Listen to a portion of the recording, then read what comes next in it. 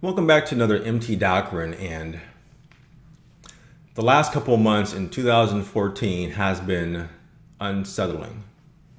The country's falling apart. It is showing the division of the country that I have talked about with another video, which I will put in the description, that we live in the divided states of America. The country is being torn apart with the police and the civilians. And I want to give a recap and finally talk about the police in the country and what needs to happen for the country to kind of have some type of unity at some capacity. So here's my opinion about the police in general in this country, the United States of America. This is my perspective, and there's two particular views that I have about the police. Here it is. Number one, I think that the police themselves, they want zero risk in their job. They want no chance of being killed, no chance of getting hurt. No, they value their lives more than other people's lives. Number two, that they are trained to shoot first and to think second. Now, I can't take the credit for that last point because I was watching a movie a couple of weeks ago. Not on purpose. I mean, I just happened to watch this film because I haven't seen it in a long time. It's called Along Came a Spider with Morgan Freeman and Monica Potter. And Monica Potter plays some kind of a Secret Service person. So there's a particular scene in the movie where there's the bad guy and they're shooting at the bad guy and he gets away. And the next scene, she's like very upset about it. And she said, I quote, you don't understand. I was trained to shoot first and think second. I was like, oh my goodness, that is the training of the police. That they were trained to protect themselves, not the community and the people that they represent. And they were trained to shoot first and then think about it. That is my opinions and the views of the police in the country that we live in today. So there's a lot of particular issues or cases that has come up in the last couple months in 2014. So we have Michael Brown, an unarmed black kid being killed by a white police officer in Ferguson. Then we have Tamir Rice. Tamir Rice is a 12-year-old black kid who had a toy gun. I think he lived in Cleveland, and he was killed within seconds by the police. Another person is Eric Gardner. And he broke up a fight that he saw, being a contributing citizen of breaking up a fight. But he was being harassed by a group of police officers. He was agitated by that. Like, why are you picking on me? I didn't do anything wrong. And it led to a chokehold where he couldn't breathe. And he said that numerous times. And he died as a result of that particular altercation, or from that altercation that the police did to him. And of course, there's the situation of what happened in Arizona, where there was some guy, he was coming home, he picked up some drugs from the pharmacy, and somehow, he was rushing in to give the medicine for his daughter, and there was an altercation with him and the police, and the police, I guess during that altercation, thought there was a gun on his possession. I felt a gun, so they shot him. But it was just a bottle of pills. So all three of those situations, or four of those situations, are the highlights of what is breaking the country apart. So, but in my opinion, I can pick on two of these. Two of these is justified in terms of the protests that we are seeing. And this is looking at all these four cases neutrally. Michael Brown, Tamir Rice, Eric Gardner, and the young man who was killed over a bottle pills. There are two of those particular cases that really shows the problem with the police and the country as a whole. Okay, so the two particular events that I'm talking about is with Eric Gardner and Tamir Rice. The problem with the Michael Brown case is that there's a lot of unknowns and questions that I think we would never know. There's something happened in the police car. There was blood in the police car. There was shooting in the police car. We hear the account by Darren Wilson. Something happened in that police car which triggered the chain of events where Michael Brown was killed. I have no clue what happened in that police car. Now, there's witnesses that are saying that Michael Brown had his hands up, where Darren Wilson said that he was charging. Okay, that's basically he said, she said. I don't know what to believe. There's no video. There's nothing I don't know. Okay, so yes, that could be very questionable in terms of why Darren Wilson was not indicted, because there's a lot of things that are not very clear. Okay, I got it.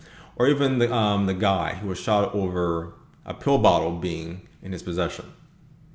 Now, of course, the police officer during that particular, when that happened, when he shot him, okay, he shot the kid, he shot him, and he realized that on him was a pill bottle. He was not armed. That afterwards, he was cussing. Yes, because he shot first, then he thought about it, like, oh crap, it was a pill bottle. F word, F word, F word. If I would have just checked it, then I would not have to kill him, and now I'm put into a compromising situation. Yeah, think first, then shoot. How about that one? So, but for me, the two major events here is with Eric Gardner and Tamir Rice.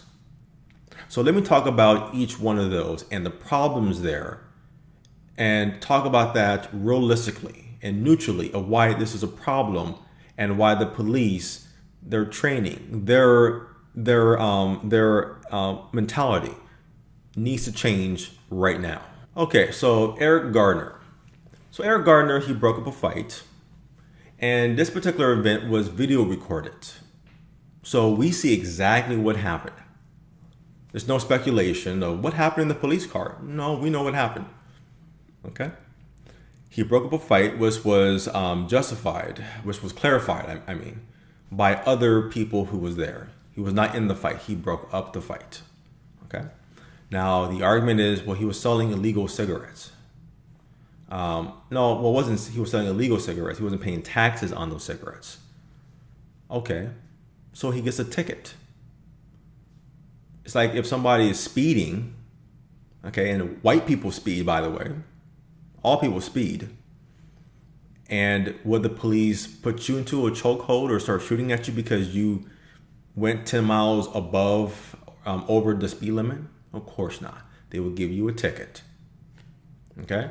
So if they had a problem that he was not paying taxes on cigarettes, yes, he should pay taxes. I have to pay taxes for my business. Yes, he needs to pay taxes too. But that warrants a ticket, not a chokehold like he's threatening. That was not called for. He was not a threat to anybody. I think they got involved because he was agitated. He was upset. He expressed his opinions that he did not like how he was being treated, that they were picking on him. It's like, leave me alone. I didn't do anything wrong. You're acting like a bully. That's what you're acting like. You're acting like a bully. Leave me alone.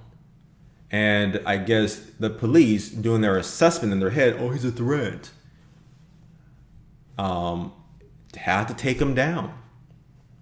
And the problem with that particular case is that when that particular police officer, okay, a young kid, okay, not even a veteran, a young kid, he was choking him. And he did a choking maneuver that was basically not part of their training as the police. Okay, any police officer would tell you that if you're going to put someone into a chokehold, you put the neck in between right there. Okay, stop the flow of blood to the head to make them go unconscious. Doing this actually blocks the windpipe and they can't breathe. They're trained this way. So he did poor training that resulted with him killing somebody.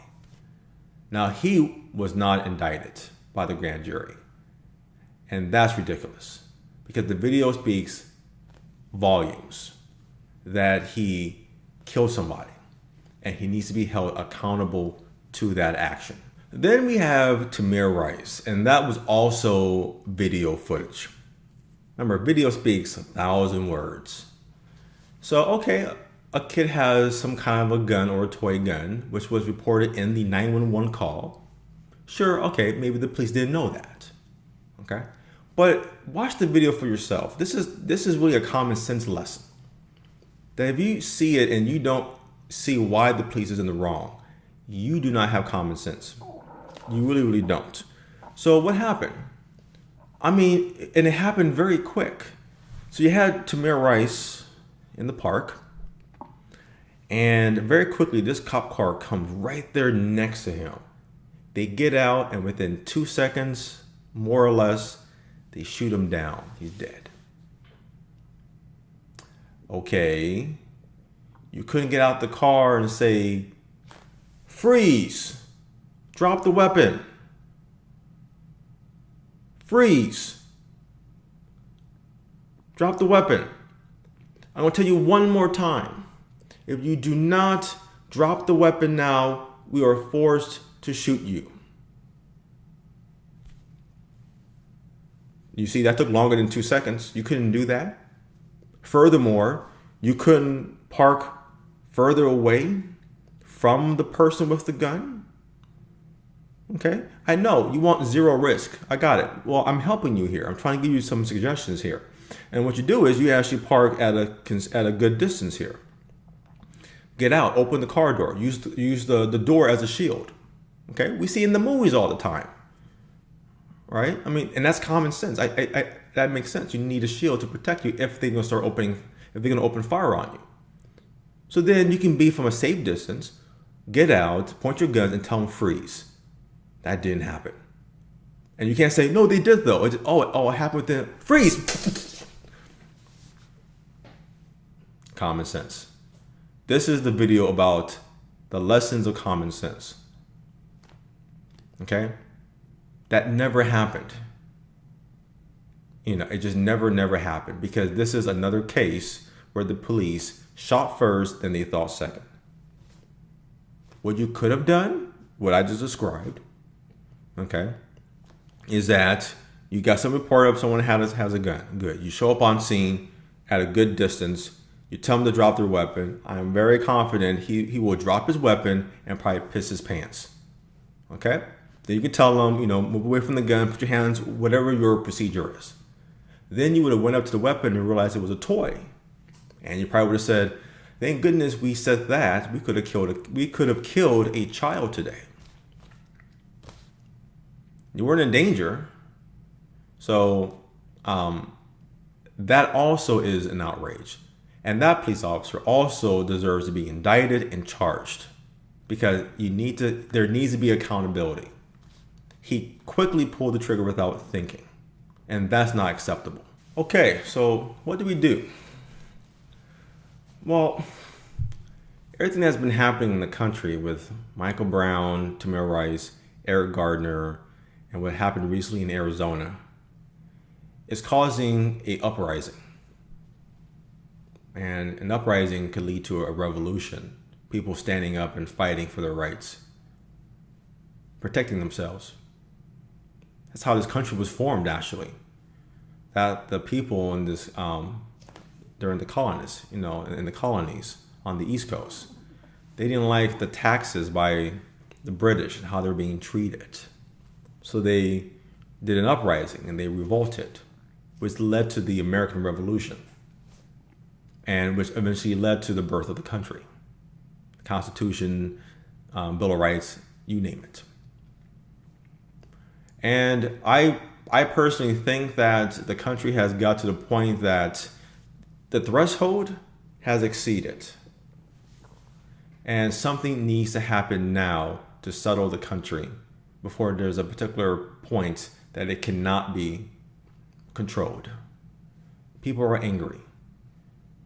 They feel like that they are not being listened to, that no one cares about them, that they are peasants, that we should bow down to a dictatorship of government and police brutality, that no one's looking out for their best interests, which is what we thought this country was based on. That this country is for the people. Well, you are breaking the foundations of the Constitution that you believe in as government and the police officers. And the more that you do, the more of that happens, then the country will know that it's very clear that certain people are exempt from that. And that shooting innocent people, specifically people who are poor, they're expendable. We can get rid of them. They pose no interest. Come on. It was like that since the birth of the country. The country was created by rich, straight, white males. The poor had very little contribution to the birth of the country. These were rich people. They even had slaves. So that kind of mentality seems to continue, and that anyone who is poor has no value or interest, or why should we even protect you though? No, you should die. That's kind of the thinking. That's what people are seeing of how the country is treating them. So let's assume for a second, let's use our imagination. So with everything going on, and if I was president of the United States, okay, you wouldn't like it, that's for sure. But if I was president of the United States, first off, I think the idea of a House and the Senate is useless. No. The president needs to make action. He needs to make execution on making change for the country. But he or she can't do that because certain things has to get passed by Congress. Why? They will have their opinions. They will be bought out by lobbyists, especially since we're talking about gun control. And that prevents the president from doing what is needed to be done for making change. I don't know why anyone would ever want to be president if you can never make change. Because there's so many obstacles and roadblocks by the Congress that will prevent that from happening. Simple as that. Something after Sandy Hook, as president, I think he should say, no, we're doing gun control policies. This is the gun control policy, and that's final. Now, I believe there should be a particular baseline of certain things that a president cannot do. Like you can't commit genocide on your people. And I think that's why the military and the Supreme Court should be there to make sure that the president doesn't become an abusive dictator. Okay? But a president should be able to say, no, we're making these changes and that's final. Okay?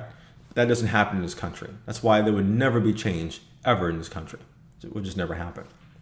Okay? So what do you do now? The country is falling apart. You got to make things right.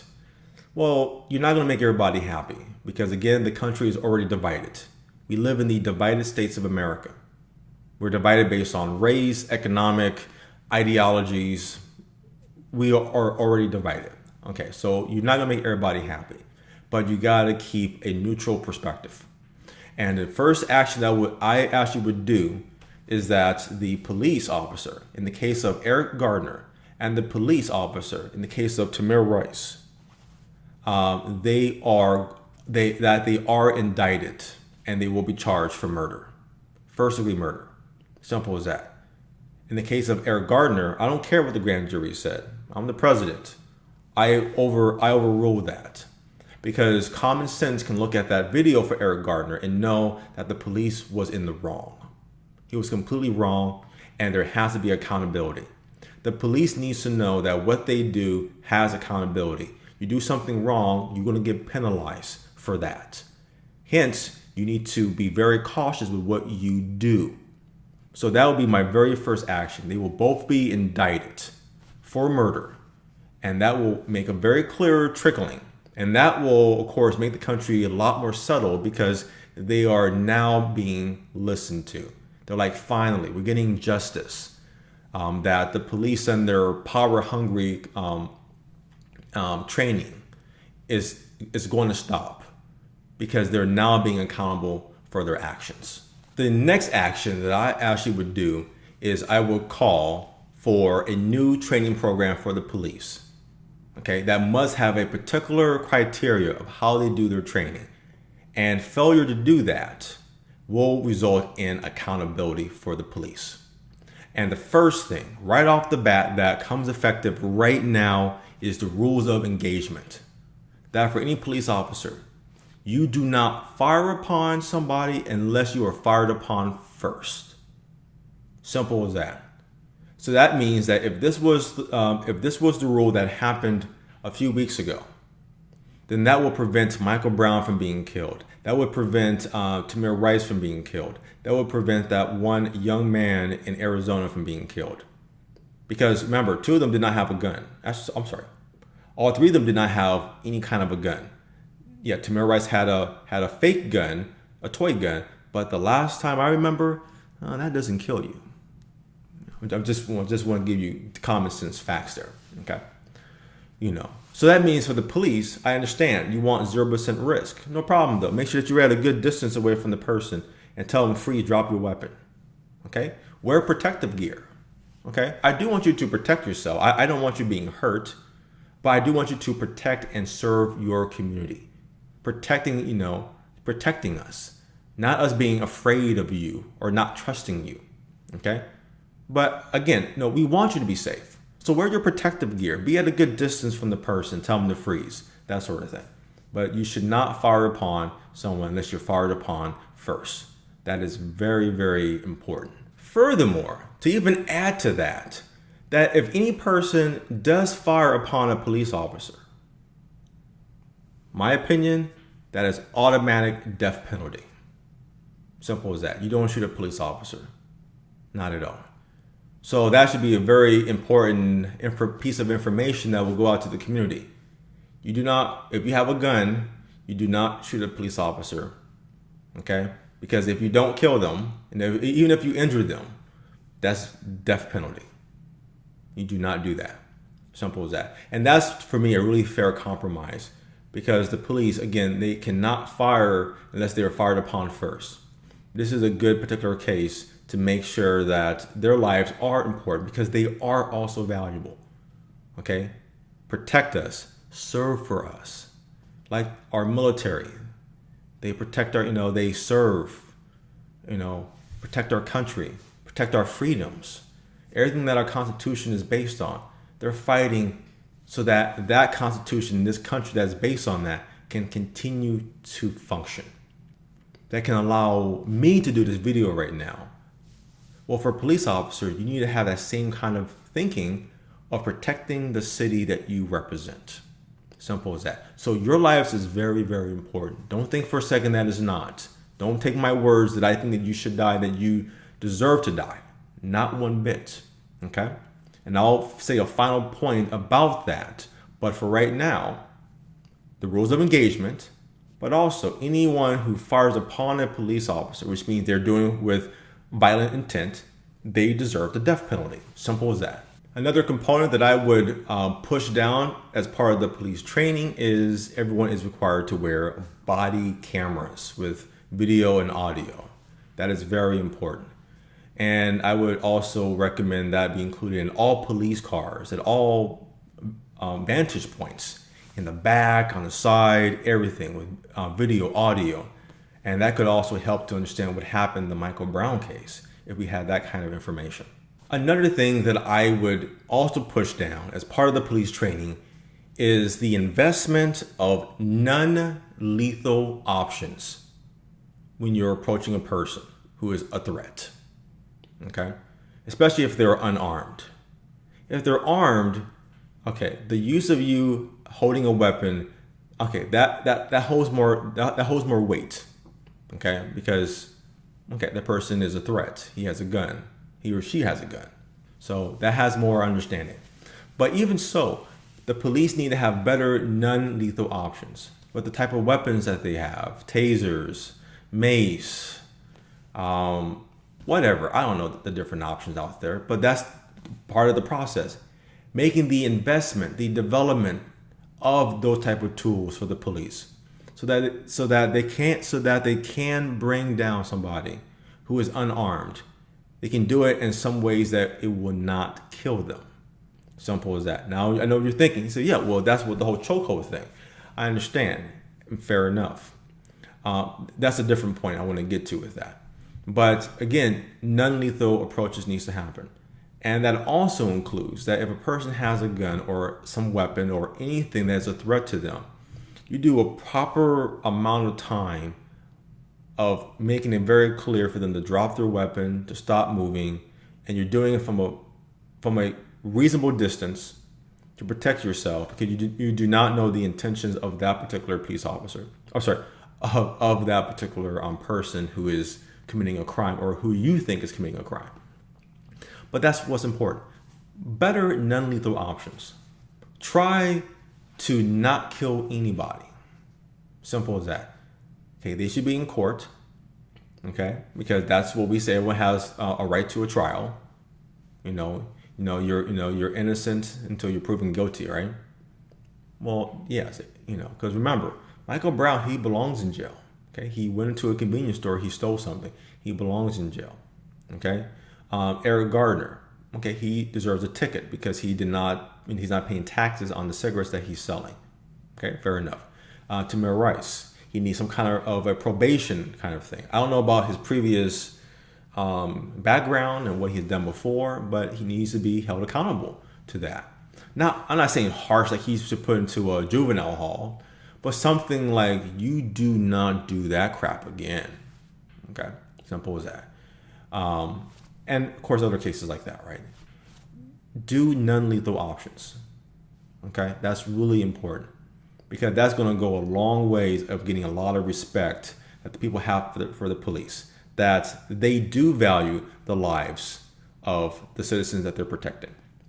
Now, keep in mind, if the person like Elliot Rodgers or the guys during the Boston Marathon bombing, we didn't criticize you for shooting, right? I remember the Boston Marathon bombing guy. One of the brothers was killed, but the other was hiding out like in a boat, and the police were shooting at the boat.